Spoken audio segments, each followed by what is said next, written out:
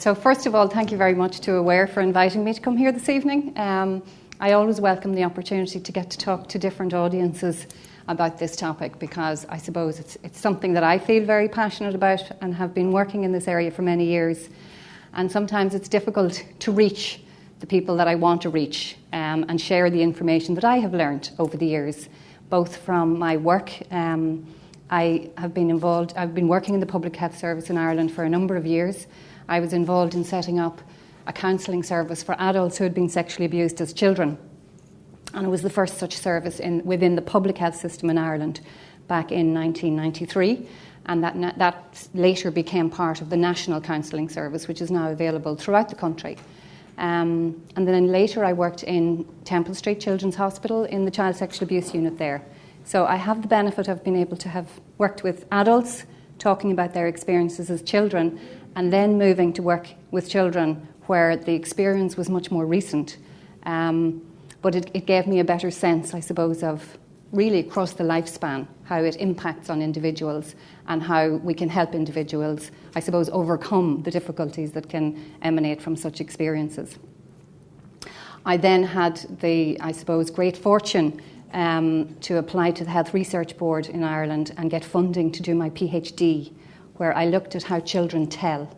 And that was a topic that I explored for a number of years and had the luxury of being able to do it full time, where I interviewed children and their parents and then adults who had been abused as children about the experiences of disclosure and how it was that they came to tell someone else about that experience. And I suppose the challenges involved in being able to talk to people about a topic so sensitive as this and so private.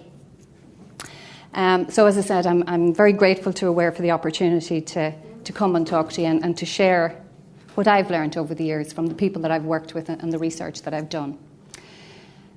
So I want to start by just saying a little bit about trauma. And I suppose now, having learned so much from people who have had these experiences, we now recognise that childhood sexual abuse is a form of trauma, and that while there are certainly people who manage that trauma and don't necessarily develop a lot of psychological difficulties as a result of it, quite a lot of people do develop difficulties. And one of the key difficulties that the way this manifests itself is through depression and people presenting for help because of feeling depressed and suffering from depression, and they may have a history. And I'll say a little bit more about that later.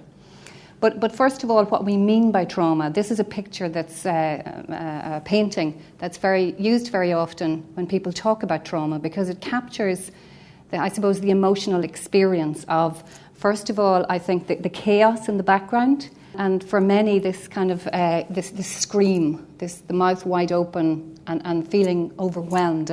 And when the experience of trauma was first written about in the psychiatric classification manual, as it were, it's called the DSM, it was described as a normal reaction to an abnormal event.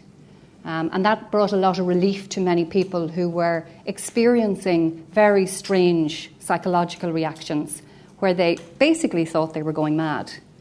But then got the recognition that actually, this is quite a normal reaction given what you have been through and given the experience of trauma, that the reactions that you're having and the experiences that you're having, are not psychotic experiences. They're actually a normal reaction to something that is abnormal. And core to that experience is that it is emotionally overwhelming. And I'll come back to this a couple of times during this talk about this idea of the trauma being emotionally overwhelming and how we as human beings, if you like, are wired to respond to trauma and how we do that and how we manage psychologically to cope with all of the traumatic experiences that we may come across in our lives.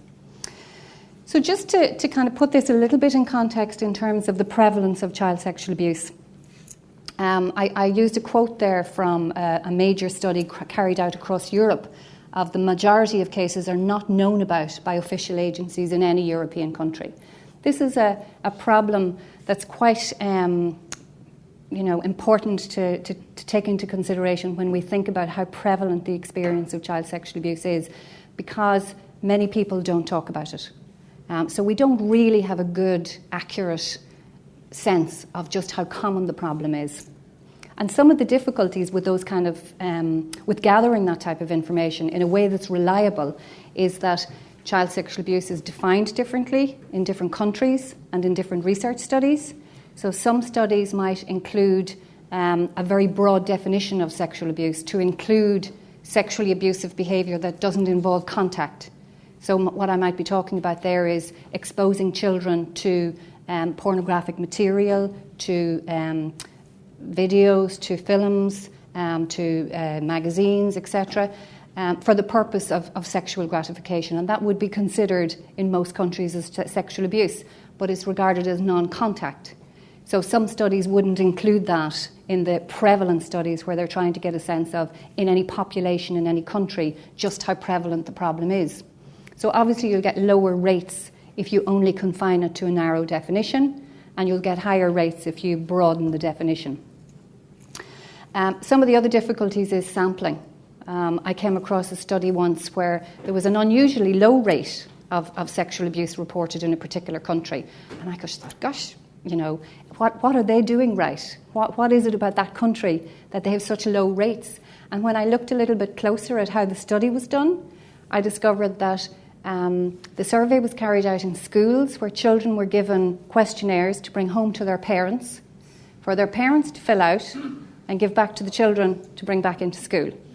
I thought, maybe that explains why there's a particularly low prevalence rate in that study. So that's an extreme example that I'm giving, but it gives you an idea that how you actually, you know, what sample you target in a study like that really makes a difference in terms of the results that you get. And that ties into the method of data collection as well. Some studies will stop people on the street. Some studies will do telephone surveys of a random sample of the population. Some studies will target university or college students. Some will target clinical services and just look at prevalence rates of people presenting in services looking for help. So depending on how you go about carrying out your study, you're going to get different prevalence rates. The other issue that I've touched on already is that a lot of people are reluctant to tell someone that they have been abused. It's interesting, sometimes in some of the research they say that a telephone survey that's quite anonymous, people will be more inclined to say it to a complete stranger. Other studies will say that actually face-to-face interviews, people are more likely to disclose because they have that face-to-face contact or that connection. So that's a little bit unknown at the moment in terms of what is the best way to gather this kind of information. But we do know that there's significant rates of people who don't tell and significant numbers of people who don't tell until later in life. And I'll give you some statistics on that in a moment. And then, of course, as always, we have a problem with response rates. You know, you do a big survey and you get a response rate of 40%. So what about the 60% who didn't respond? Why did they not respond? Did they not respond because they thought this is not relevant to me, it's not of interest to me? So does that mean that the 40% who responded are the ones who were interested? Does that skew the findings then somewhat? And you're left to speculate, so you can't say anything reliable about the numbers of people who don't respond. And in most of these studies, you do get a significant percentage of people who don't respond at all. Notwithstanding all of those difficulties, these are some rates that a colleague of mine, Kevin Lawler, who's based in the Dublin Institute of Technology, and myself carried out a review of studies across the globe. And this just gives you an idea of the range, taking account of the differences in different kinds of studies. So for girls, in terms of penetrative child sexual abuse, we have very broad range from 1%, which is quite a recent study in the UK, up to 7.8%, and then I just put in the percentage for Ireland, just given that we're in Ireland and people are interested in an Irish context. And then for boys, ranging from 0.6 to 5.5 and 2.7 in Ireland. But if we take a broader definition to include contact sexual abuse, it ranges from 10%, which was the lowest figure in all of the countries in the UK, to 39.8% in Switzerland. Now, again, these are from different kinds of studies and they're not necessarily comparable. And the figure from Ireland was 20.4%, and then boys ranging from 6 to 16%. Ireland was the highest rate there. The figures that I'm using from Ireland, some of you will be familiar with the SAVI study. It was commissioned by the Rape Crisis Centre and carried out by the Royal College of Surgeons in Ireland. And they did a very large-scale study of over 3,000 people randomly sampled from the population in Ireland. And that is the only, I suppose, reliable prevalence data that we have in this country for the prevalence of childhood sexual abuse. They asked people about unwanted sexual experiences under the age of 17. Just wanted to make a point about non-disclosure. I've mentioned this. These are two studies that I'm just giving you as an example. The Preben-Sveden study was carried out in Sweden of over 4,000 adolescents. Nearly 2,000 of them had experienced some form of sexual abuse. 60% had told nobody about those experiences before the survey. Very high percentage. 60% hadn't told anybody. In Ireland, McGee et al. 2002, that's the SAVI study that I just mentioned, over 3,000 adults defined as unwanted sexual experiences under the age of 17. Of those people who said they had had an experience, an unwanted sexual experience under 17, 47% had never told anybody before the survey. So those are very stark figures in terms of the number of people who are unknown in terms of this prevalence data that we have. And interestingly, in the SAVI study, they did follow-up telephone calls as part of the way they did the study. They checked in with people afterwards because they were conscious this is a very sensitive issue to talk about, and they wanted to check in with people how they felt after the telephone interview.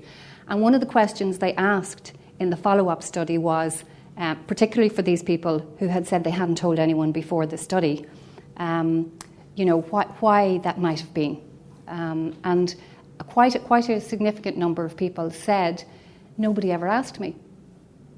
And this is a theme that certainly has come up for me in my own research and in my own work, the importance of asking the question. Because we have to accept that it is difficult to talk about stuff like this. It's very difficult to disclose these kinds of experiences, and therefore it's really important to ask. Now, of course, people sometimes, particularly professionals, are reluctant to ask. They don't want to put people under pressure. There can be a sense of, well, people will tell me when they're ready. But I think we have to balance that with how difficult it is to talk, and that very often people need help to be able to say it. And of course, it's really important that we ask in appropriate ways, and we don't ask leading questions, we don't put ideas into people's heads, etc. We leave it very much up to the person to tell their own story, but people need help in being able to tell their story. So I'm going to talk now about the psychological impact, and I'm going to talk about, I'm not going to distinguish necessarily between short-term impact and long-term impact because they're very similar. But I will touch into that as I talk about different issues. And all the time keeping in mind, I suppose, people who suffer from depression, who have symptoms of depression, and why that might be in the context of what we're talking about here. Why it might be that people present with difficulties in the area of depression arising from experiences of sexual abuse. This first model that I'm going to mention was developed by David Finkelhor and colleague Angela Brown in 1985. And it was one of the first, I suppose, theoretical models that helped professionals think about the psychological impact of childhood sexual abuse. So the first theme, the first feature, dynamic that they talk about is this traumatic sexualization. And what they're talking about there is that the experience of sexual abuse can have a sexual impact on children. So children, I often think there's a spectrum or there's a continuum for all these kind of difficulties.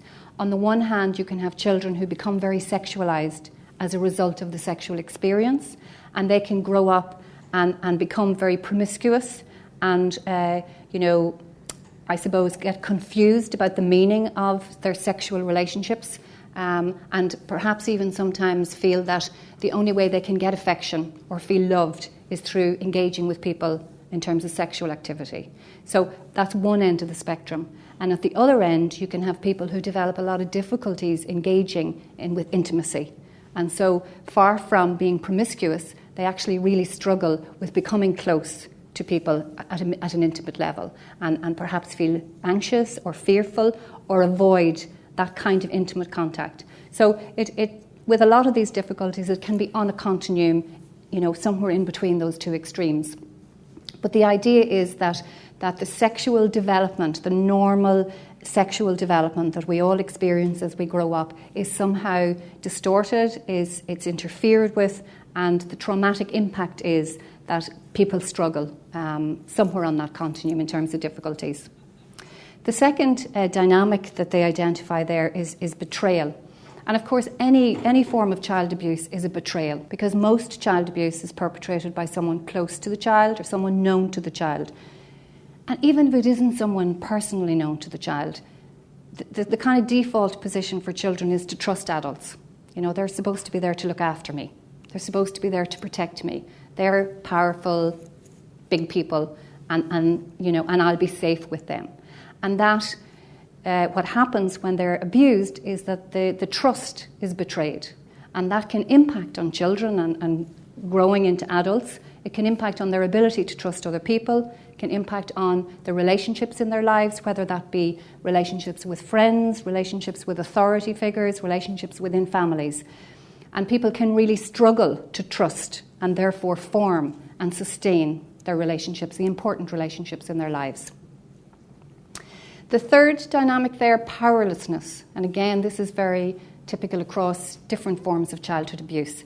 But for the most part, child sexual abuse is perpetrated by someone older, bigger, more mature, whatever, than the child. Of course, it's important to mention there that particularly in the past 20 to 25 years, we have quite a significant proportion of children are sexually abused within a peer situation, or within a context where a child is a little bit older. So we certainly, one of the estimates from the US would be that a third of all children who are sexually abused by someone within their peer age group. But to come back to the powerlessness, even within the peer group, it's generally a child who feels less empowered, more victimised, more, let's say, less assertive.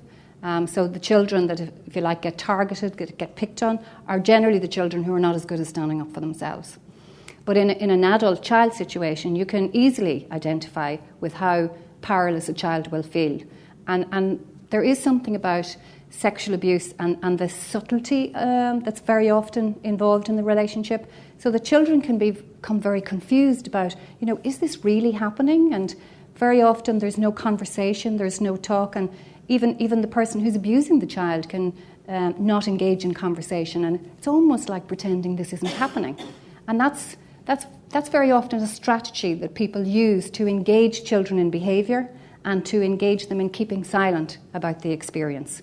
So all of that lends to the feeling of powerlessness for children, both in the experience itself and in being able to look for help and being able to ask for help.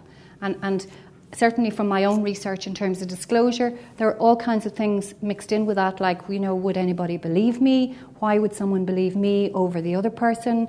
And all kinds of complicated dynamics that get mixed up there. And then finally, there is this dynamic of stigmatisation, because of course, sexual abuse is not something we chat about over coffee. It's not something that a parent will say, you'll never guess what my child told me this morning. He told me his father is abusing him. That's not something that is said very easily in any kind of conversation. There is so much stigma and shame associated with sexual abuse. For children who have the experience of it, and even quite young children will talk about, just knowing instinctively, this is not right. This is strange. I feel strange. This is strange. They mightn't be able to explain what it is about it, but they know instinctively this is not okay. And sometimes they know instinctively it's not okay to talk about this. But even parents that I have met, it's so difficult for them to be able to get support from their friends, from other family members or whatever about something like this, because it can be very shameful to talk about. And people can be really worried about, what are people going to think of my child if I tell them that they've been abused? What are people going to think of me as a parent? That I wasn't able to prevent this, that this happened within my family, or that this happened to my family. So there's just so much stigma around the experience. And of course, that has an impact on people's sense of themselves. All of these dynamics have an impact on the developing person, whether it be developing trust, whether it be developing a sense of agency, a sense of competence and confidence, and developing a sense of self, or whether it be a sense of developing, a belief in myself as a good person, that I'm a good person, that I'm a nice person, that I'm a likable person. So you can see how all these dynamics would actually impact on all of those developing senses of self. And I just wanted to mention another writer in this field who unfortunately passed away a few years ago, Bill Friedrichs. And he talked particularly about children in therapy and the kind of, features or characteristics of children who do well in therapy. And he particularly identified these three domains in terms of parent-child attachment. So children who have a good, secure attachment, a good start in life, as it were, and a good trusting relationship, that really acts as a great buffer for children, that when they experience adversity, they're somehow or other able to bounce back, they're able to manage it, they're able to recover from the experience better if they've had that good, solid relationship to begin with. The second area he talked about is self-regulation, and I'll talk a little bit more about that, particularly bearing in mind this idea of the overwhelming experience. So what a lot of research has shown is that those of us who are good at regulating ourselves will manage better when we have experiences that are emotionally overwhelming. It makes sense when you think about it. I often use the example of someone in church or at a concert and someone starts to giggle. And you know how it can be infectious. And some of us will not be able to stop ourselves from giggling. And some of us will not be able to, we'll have to leave the room, we'll have to go to the toilet or something to actually come back to a state where you don't kind of start giggling again. And others will be able to do that. They'll be able to giggle and bounce straight back. So I often use that as an example in terms of emotional regulation. Some people are really good at managing that regulation, and some people, it takes, they need a bit of time, and they have to maybe convince them. Sometimes people might think of an image or something that really isn't funny, and that'll help them stop laughing or whatever. But we're all different in terms of our ability to regulate our emotions. And for some who struggle with that anyway, they will struggle more when they have an experience that is emotionally overwhelming. And then that third area of self-development and perception, I've kind of touched into that. It's very much about self-esteem, how I view myself, my sense of identity, my sense of myself as, an assertive person, a person who can stand up for myself, as a good person. All of those things are related to self-perception. So then we have loads and loads of research showing the long-term impact of childhood sexual abuse. And I just wanted to mention, first of all, some physical health difficulties that have come to light through a very large longitudinal study in the United States called the Adverse Childhood Experiences Study. And these are some of the physical health difficulties that have been associated with having a history of childhood sexual abuse. And the thing with trauma is that it has a cumulative impact. So if you experience more trauma, it has more of an impact on you. It has this cumulative impact. So unfortunately, having difficult experiences in childhood leave us more vulnerable when we have difficult experiences later on. So the psychological impact can be cumulative. Some of the difficulties that have been identified in terms of mental health difficulties, I've just put up there. And what I often find is that when we're thinking about how sexual abuse impacts on an individual, I don't find these kind of difficulties particularly helpful in terms of understanding people's experiences. So yes, they may have symptoms of depression, anxiety, post-traumatic stress, etc. And it's really important to get help with those symptoms. But there are also a lot of other difficulties that people have that may get missed if we only focus on the symptoms. One very interesting study that has been carried out, and this is really just, I suppose, to underscore the relationship between depression and childhood sexual abuse.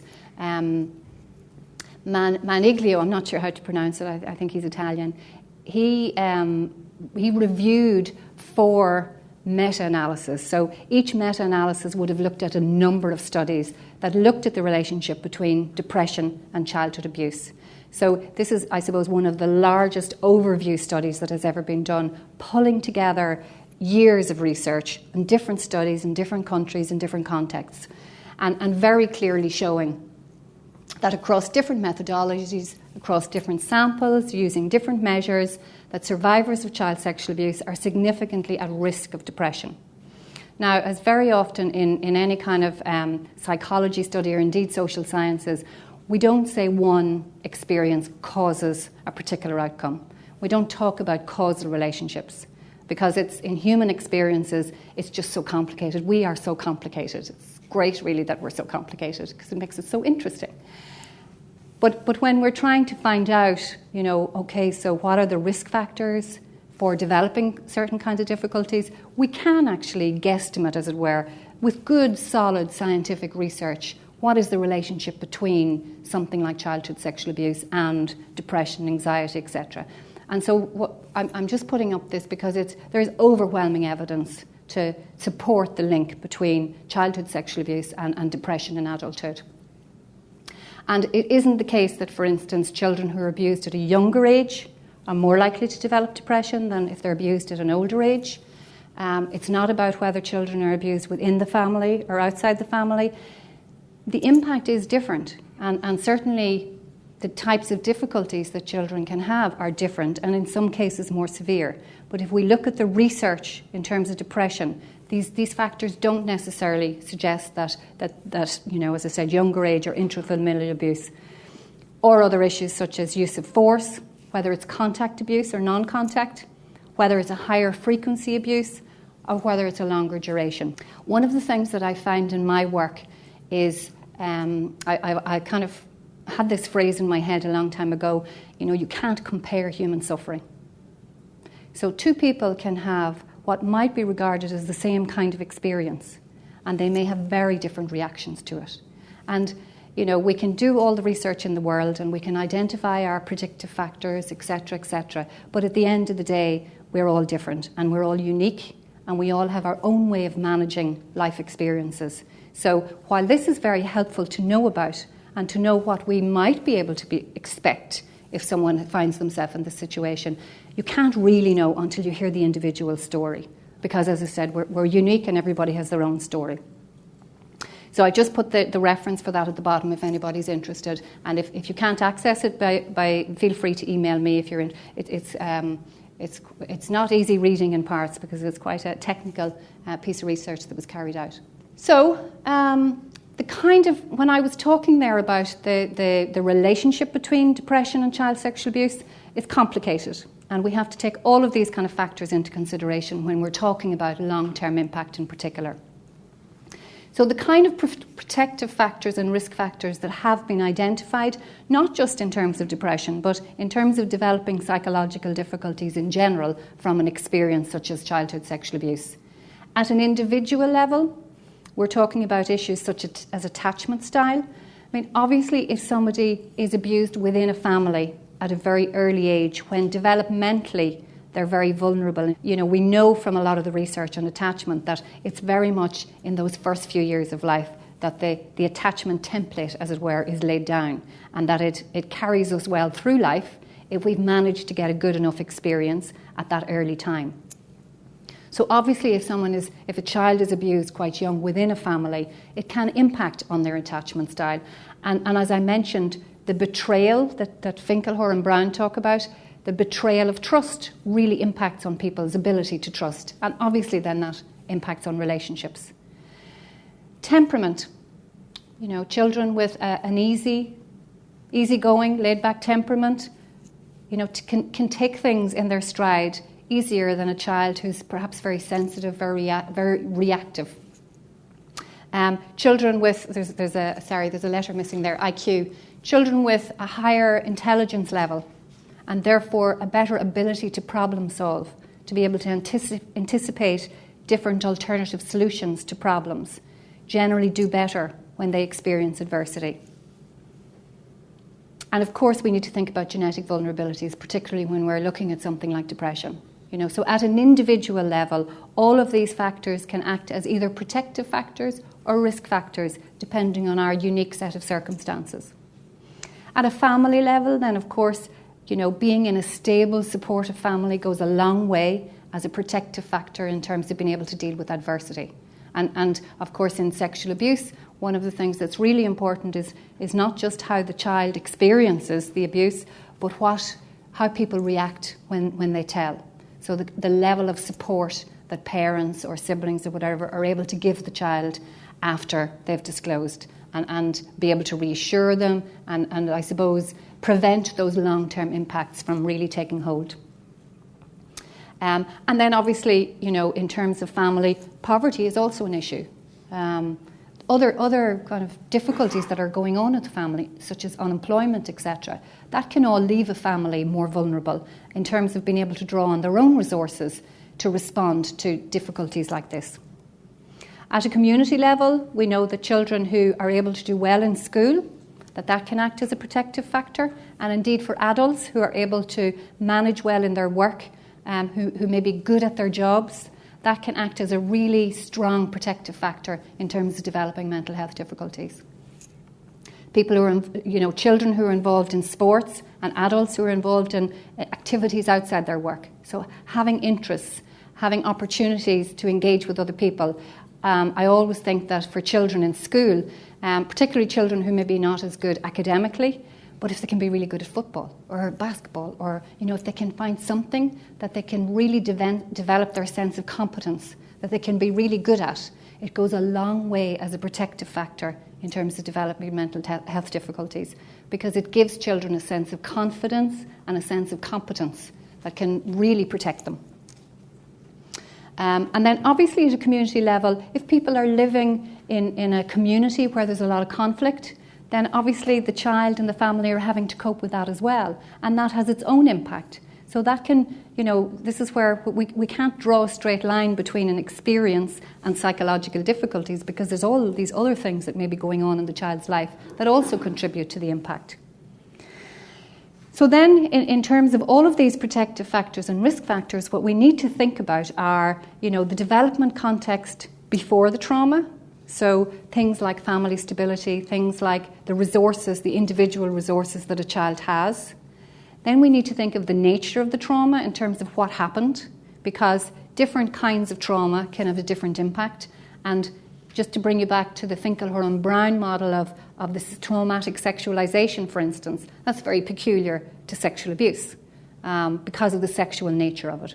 But it can also happen that a child who has been emotionally abused can develop sexual difficulties as an adult because of their emotional abuse experiences. So the nature of the trauma can help someone understand the type of difficulties that they're having. Then there's the individual response to the trauma. As I mentioned, we're all different and we can all respond to something like sexual abuse in a very different way, even if from the outside it looks like a similar experience. I always remember the example of two teenage girls who had a very similar experience, one whereby a man exposed his penis to her. And she lived near the grounds of a psychiatric hospital. And she was kind of, as she said it, she was used to odd behaviour, She was I kind of grew up with it. So she didn't pass any remarks on this experience that she had. And around the same time, a girl of a similar age, and I often wondered, was it the same man, she was exposed to, and she was just traumatised. She just felt, she couldn't go to school for a month. She just felt that she must go around with a label on her head, pick me. And she was really, really distressed at actually something that was quite similar in terms of the experience. So you can never assume that you know how someone will react to an experience, and it is so individual and unique. But that individual response is really important in terms of being able to get a sense of what the long-term impact will be. So, for instance, that first young girl that I talked about, there's no reason why she would be traumatised as a result of that experience. Whereas with the second girl, there was a lot more things going on. Her context was a lot more complicated. And that's what you need to know about in terms of knowing what kind of help she needs. And then the developmental context post-trauma is all of those issues that I talked about in terms of at an individual, family, how much family support there is afterwards. Unfortunately, because sexual abuse happens so much within families, you get families who break up as a result of a disclosure. People take sides. People are not able to come together as an extended family. They're not able to enjoy family functions in the same way. So there can be a huge loss for different members of a family when something like this comes to light. It really fractures relationships. Unfortunately, I would say, particularly for a lot of adults that I've worked with,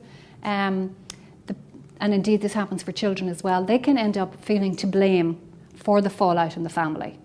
So it's almost as if it was the telling that caused the damage as opposed to the experience of abuse. And people, because they're so inclined to blame themselves anyway for what happened, and then they tell and all these bad things happen. And I remember one girl saying to me, I just wish I hadn't told. Everything was all right before I told. I should have just kept quiet. Then everybody'd be happy. I said, well, So just to talk about some of the particular issues, I want to focus in on these three areas: self-identity, emotion regulation, and relational capacity. And I want to talk a little bit about how people can address these kind of issues, and I'll also talk a little bit about psychotherapy and in working with people with these issues. I've written a book chapter in a textbook called The Sage Handbook of Counselling and Psychotherapy, and I talk about these three areas in that chapter. It's about working therapeutically with people who have been sexually abused. So in terms of self-identity, and I think this is really relevant in terms of depression and how you can see how people would feel depressed and develop depression from these kind of experiences. The sense of shame and feeling that I'm worthless, and this very often children engage in this kind of thinking that if something bad happens to me, that means I am bad. So they internalize the bad experience. And I mean, we all know that even adults who have been assaulted very often blame themselves for what happened, even though from the outset it's like, well, how can you possibly blame yourself for that? What on earth did you do to bring that on yourself? But unfortunately, we, as human beings, we really like to think we have a lot more control over our lives than we actually do. And we like to think that, if we did something different, and we all have this, if only I had done that, and if I hadn't gone there, and we like to delude ourselves really that actually we have a lot of control over our lives when in fact we don't. And I think we find it very difficult to let go that idea that we have so much control. But I think somehow that gets kind of warped when people have very negative experiences and they end up blaming themselves then for what happened. And particularly in kind of sexual abuse or sexual assault, there's a shame associated with that. So people feel that they're bad and they're worthless. And it must have been my fault. And this is something that I've come across a lot, particularly in adults I've worked with. What kind of a person would I be like if I hadn't been abused? So that whole question, of course we'll never know. But wondering about that and wondering, am I the person I am because of what happened to me? Would I be like this anyway, or what would I be like? And would I be a better person if this bad thing hadn't happened? So all of that really impacts on people's sense of identity and sense of self.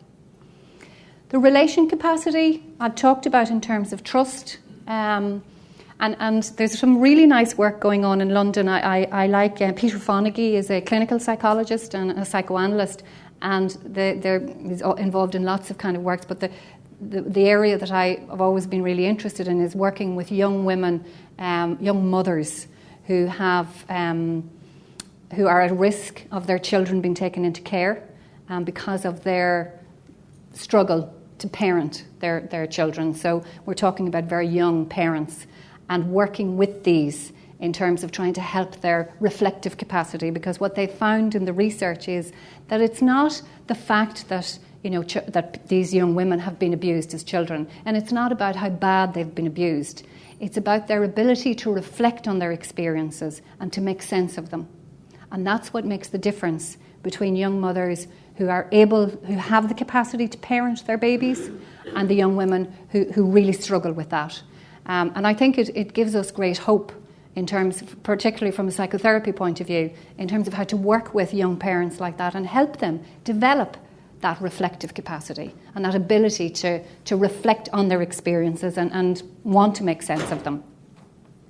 There are new therapeutic approaches have been developed in terms of mentalization, so helping people understand, make sense of their own thinking and be able to understand how other people think. And this is a very important skill in social relationships. It's very linked to empathy, being able to think how someone else might think about something and wonder how they might feel about something, and be able to see things from other people's perspective and to be able to think from other people's perspectives. You can see how that is a very important skill in relationships. And for some people, particularly who have experienced a lot of childhood abuse, they can struggle with that capacity. And that's something that sometimes we work with therapeutically with people. And then the third area in terms of emotion regulation, I talked about the experience of feeling overwhelmed and how people cope with that. So for some of us, when we feel overwhelmed, we have, if you like, the psychological ability to just shut down. So not feel anything, feel numb and just push it over there. And that's our way of coping with it. And, I'm sure everybody can identify with the experience sometimes of losing someone very close to you and kind of wondering, I don't feel anything. I just feel numb. And if you like, it's our way of coping with it for the moment. But of course, if the numbness goes on too long, I can think, this is not normal. I should be more upset. I should be crying more. And for most of us, we can kind of come to that of our own accord. The tears will come, the sadness will come, and there is something quite organic about it, that it'll come when we're able to deal with it.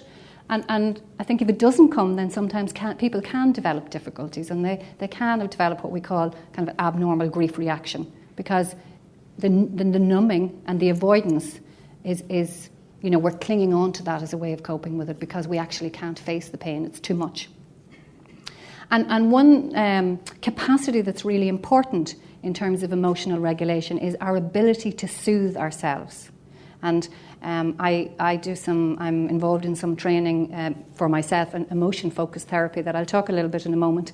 But one skill that is found to be really important for people who are suffering from depression, anxiety, or whatever, is the ability to self-soothe. The ability to, there, you're okay. To talk to ourselves like that, to be kind to ourselves, and to internalise that capacity. Because the reality is, as children we may have had somebody to do that for us, but now we're adults, we have to do it for ourselves. We might be lucky enough to be in relationships where we can get that, but we still need to be able to do it for ourselves. To be able to regulate our emotions, to be able to cope with difficult experiences. I wanted to show you this. I think it's fascinating. A lot of research that has been done in neuroscience and seeing what happens in the brain when people are overwhelmed emotionally. And this is a story that's told in Bessel van der Kolk's book. It's a book called The Body Bears the Score, and it's talking about trauma. A lot of the research is based on working with war veterans in the United States. But Stan and Uta Lawrence was a couple who were in Canada, and they were involved in a traffic accident, and it was a very big traffic accident. I'm not sure exactly what happened, but I think Stan was driving and there was a big pile-up of cars around. And just after the accident, they were brought in and MRI scans were taken of their brains. And as they were put into the scanner, they were asked to think about the accident. So when Stan, this is unfortunately not a great quality photocopy I took of the page in the book, but you can see that there's kind of an oval shape there of the brain, and basically all the black marks are the kind of firing that goes on in the brain when the brain is stimulated. So there's lots happening there, in very simple terms. When Stan was asked to think about the accident, this is all that happened. Stan was having a lot of nightmares, a lot of intrusive thoughts about the accident, a lot of classic, what we call post-traumatic stress disorder symptoms, and was really very distressed, couldn't sleep, found himself getting very upset, crying, very anxious, an awful lot of extreme psychological difficulties for many weeks after the accident. His wife, Uta, wasn't having any difficulties at all, didn't want to talk about it, she was fine. This is a picture of her scan. when she was asked to think about it. Now, of course, I mean, sometimes I feel a lot of the neuroscience research is really just telling us stuff that we knew already. But it is very impactful, isn't it? It's very stark when you can kind of see it in black and white and say, oh my goodness. So some people, when they're emotionally overwhelmed, their way of managing it is to shut down. And it's not just, I don't want to talk about this. It's like really shut down, as in their brain is not responding.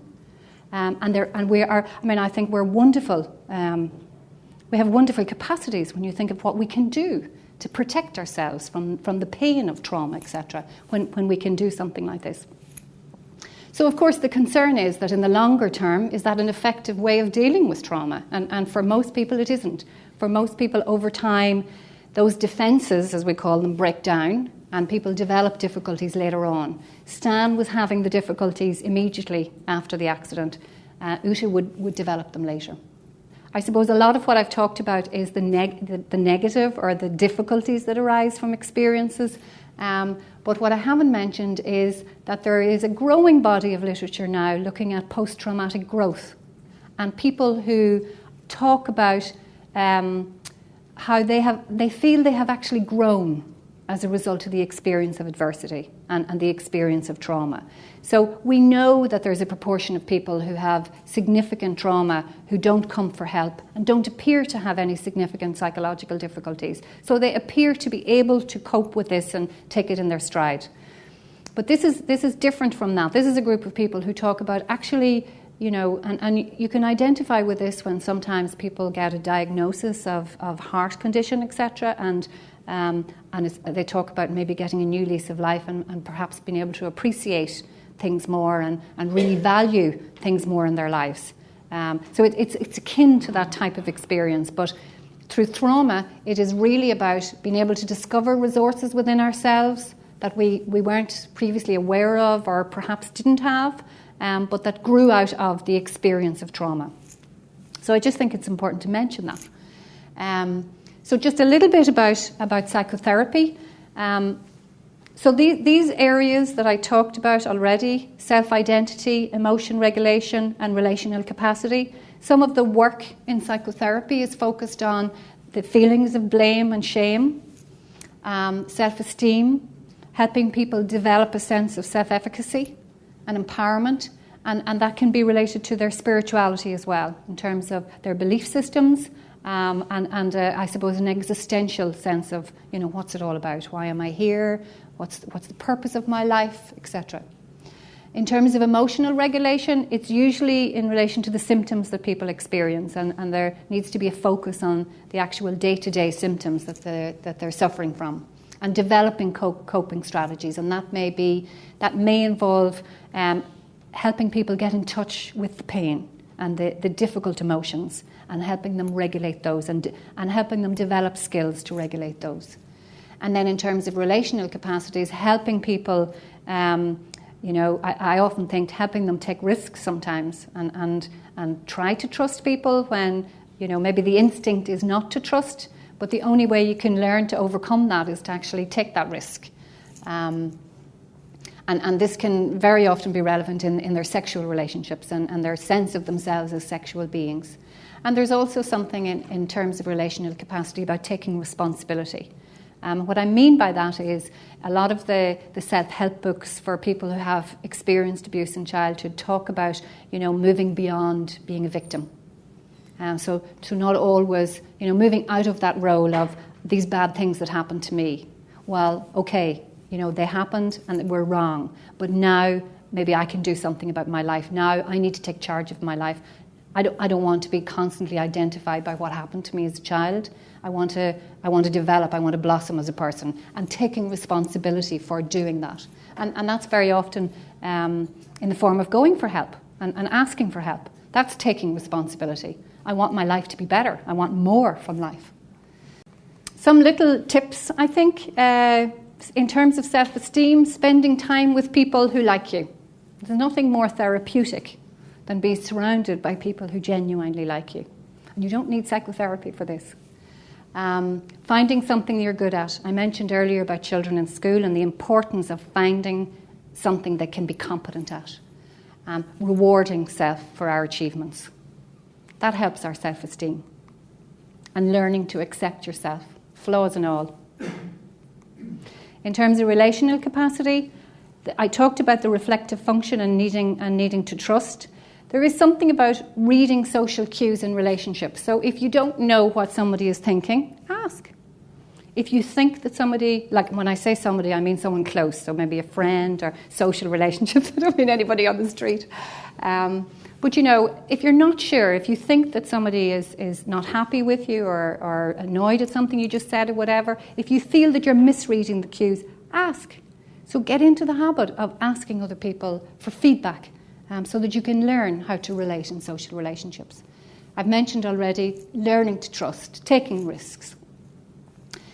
Separating out this person from that. So, I talked about people can feel a sense of betrayal if they've been abused by someone close to them.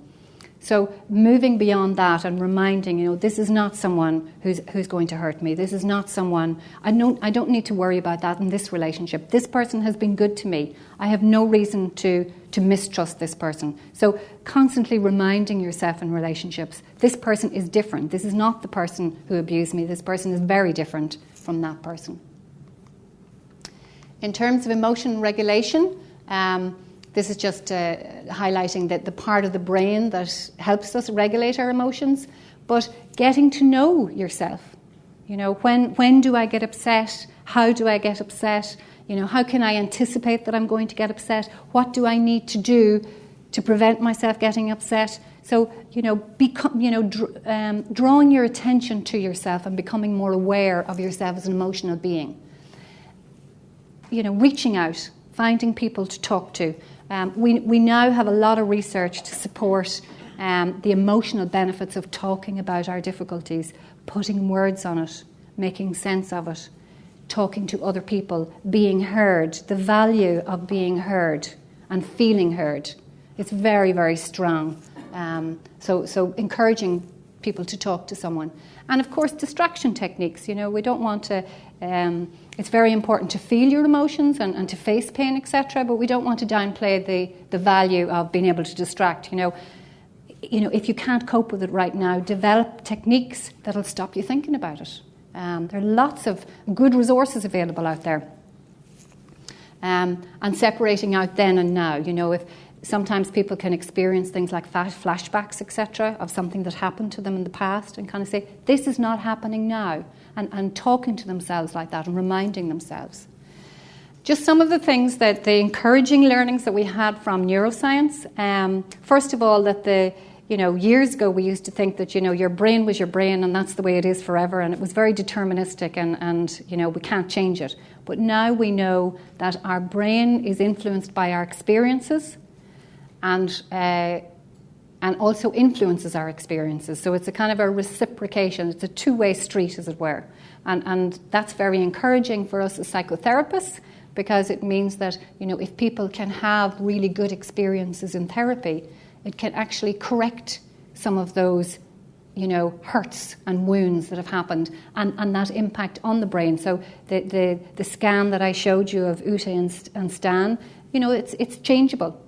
Ute her brain wouldn't look like that the next day when she's not thinking about the accident. So it's fluid, as it were, and that means that we can actually, if we give people good enough experiences, it actually changes the way they function. And this idea that neural connections can be created through stimulation. So if we give people enough good experiences, it actually changes the pathways in our brain.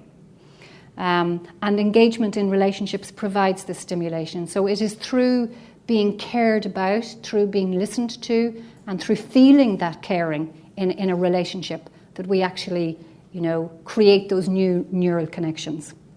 An interesting point there at the bottom that actually it isn't just through relationships with other people, but we can use imagery to actually heal those neural connections in our brain, that we can imagine things and we can use our imaginative capacity to heal ourselves, as it were.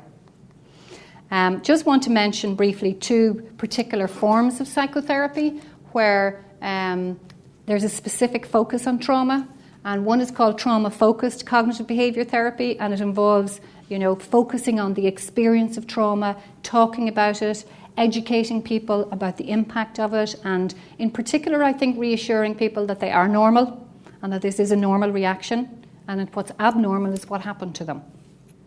Encouraging the client to talk about it, to be able to identify their feelings, to get to know themselves, etc., and then to correct, if you like, or modify some of those thoughts, those negative thoughts that people have developed from the experience of the trauma. Another approach specific focused on trauma is emotion-focused therapy, and both of these approaches have a lot of evidence to support the efficacy. So they've been found to be very effective with people who experience trauma. And in emotion-focused therapy, it's very much focusing on the therapist being very understanding, being very empathic, encouraging the person to feel the difficult feelings in the therapeutic relationship. And if you like, to face the pain. What's the Susan Jeffers book? Feel the fear and do it anyway. Isn't it something like that? Yeah. And sometimes in emotion-focused therapy, there are these kind of imaginal situations where you might say to someone, so imagine the person is here, what might you say to them? To help them get in touch with their feelings and emotions. And the idea of emotion-focused therapy is very much that, that you have to really feel the emotions if you want to be able to resolve them. That avoiding them or finding ways of shelving it or whatever only work for so long. And that actually, in terms of getting some peace, you need to actually face up to the pain and experience it.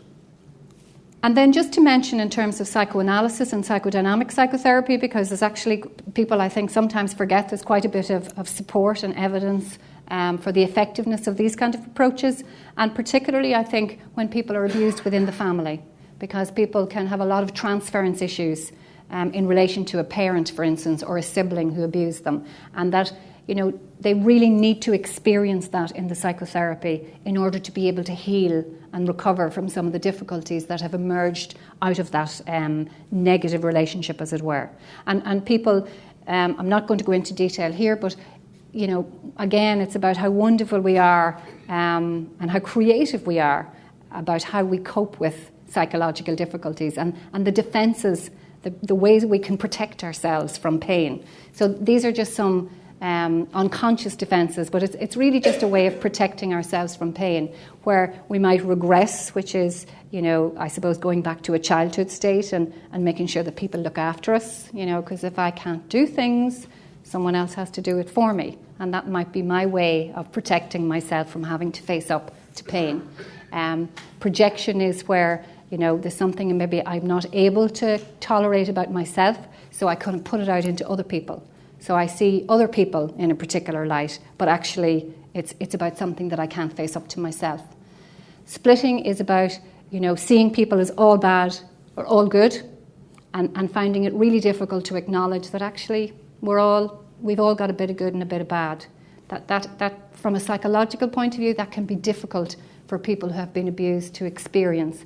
It's somehow easier to see, perhaps someone as all wrong and all bad. And then dissociation is a very strong protective technique where it's, when we say to ourselves, I don't want to think about that now, I'll just park that and I'll think about that tomorrow. That's a conscious process that we do. But for many people, they have an unconscious way of doing that where it just happens. It's not that they intentionally don't want to think about it. It's just something that, they just switch off. Sometimes people, even in a therapy session, will have a moment where it's like, where were you there now? No idea. But you can see by the way they were staring that they're just, exit stage left, as I call it.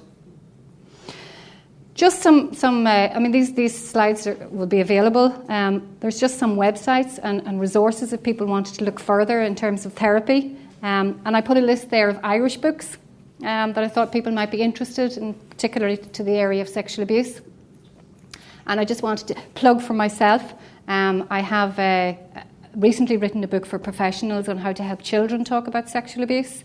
And I also have a book for parents talking with children about difficult topics. So I have some of there if anybody's interested. And that's my email address. And this is the picture I showed you in the beginning. But I found this other one on Google Images, which I think is great. So to finish up, I think this, I actually read somewhere recently, there's not Darwin that said this at all, but apparently it's on Google Images as Darwin's name